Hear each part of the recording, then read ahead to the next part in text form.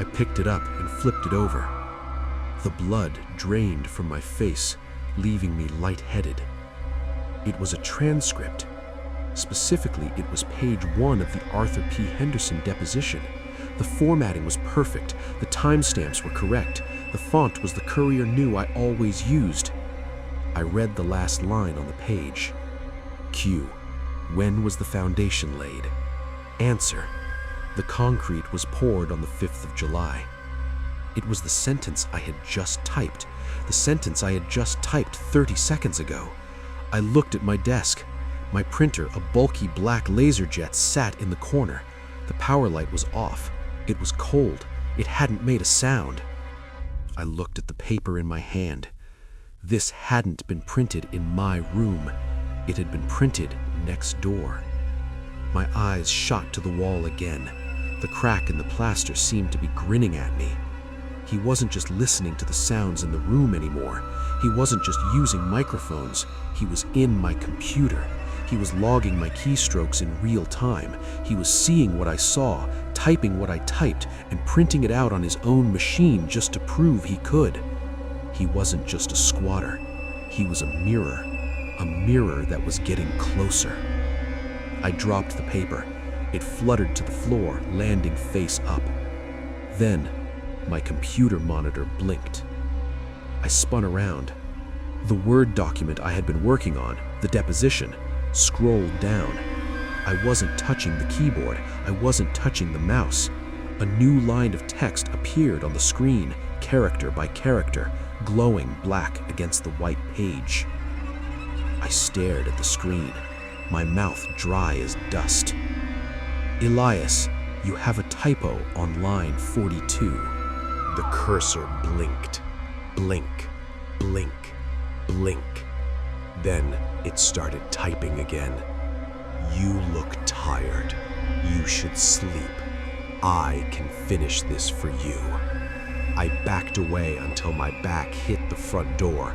The wood dug into my spine. No, I whispered. The text on the screen responded instantly. Yes, I know the format now. I know the rhythm.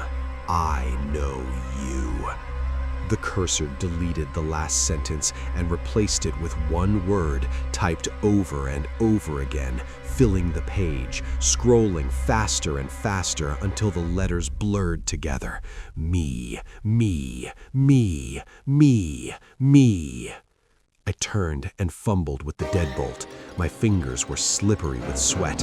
I couldn't get the latch to turn. I clawed at it, panic making me clumsy. Clack, clack, clack, clack, clack. The sound of typing from the next room reached a fever pitch. It sounded like a machine gun. It sounded like bones breaking. Finally, the deadbolt snapped open. I yanked the door inward. I stumbled out into the hallway, tripping over my own feet. The hallway was empty. The fluorescent lights buzzed, a sickly yellow hum that usually drove me crazy, but now felt like the sound of civilization. I looked at the door to Unit 4C. It was closed. The paint was peeling slightly near the frame. It looked innocent. It looked empty. But I could hear it, even out here in the hall. Clack, clack, clack. Slow, deliberate. And then a new sound. From inside Unit 4C, a printer started to whir. The mechanical hum of rollers spinning up, the chick-chick of a paper tray feeding a sheet. He was printing the rest of my life. I stood there in the hallway, panting, one shoe on and one shoe off. I looked at the stairs at the end of the hall. I could run. I could run down to the street, find a cop, find a hotel. But my wallet was on the desk. My medication was in the bathroom cabinet. My entire life, my hard drives, my portfolio, my identity was in that room. If I left, he would have it all. The typing stopped. A voice spoke from behind the door of 4C. It wasn't loud, but in the quiet hallway, it carried perfectly. It was my voice, casual, relaxed, the voice I used when I was trying to sound confident on a client call. "Don't forget your keys, Elias," the voice said. My hand flew to my pocket. Empty. I looked back through the open door of my apartment. My keys were sitting on the corner of the desk, right next to the warm cup of coffee. I was locked out in the hall, and he knew it. I took a step toward my open door to grab them, but then I stopped. The shadow. The light from my computer monitors was casting a long, stretched shadow across my living room floor, a shadow that originated from the hallway, or so I thought. But I was standing against the far wall. The angle was wrong. The shadow on my floor was moving. It was stretching out from the shared wall, as if the wall itself was bleeding darkness. No, not the wall. I looked closer. The shadow was being cast from inside my bedroom. Someone was inside my bedroom. I hadn't heard the window open. I hadn't heard the fire escape creak, but the silhouette was unmistakable. A man standing just inside the bedroom doorway, watching my empty chair. He was wearing headphones, my spare headphones. I watched, frozen in the hallway, as the shadow reached out a hand and picked up my coffee mug. He took a sip.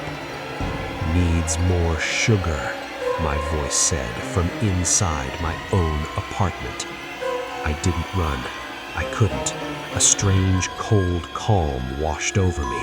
The panic had peaked and broken, leaving behind a clarity that was sharp and jagged as glass.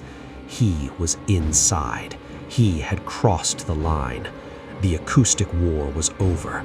The physical one had just begun. I looked at the fire extinguisher mounted on the hallway wall next to me, a heavy red steel cylinder. I grabbed it. I yanked the safety pin out with a metallic ping that echoed down the stairwell. I wasn't going to run. I wasn't going to let some faceless mimic steal my rent-controlled sanctuary. I gripped the extinguisher like a battering ram. "You want to be me? Let's see how you handle a concussion." I stepped back into my doorway.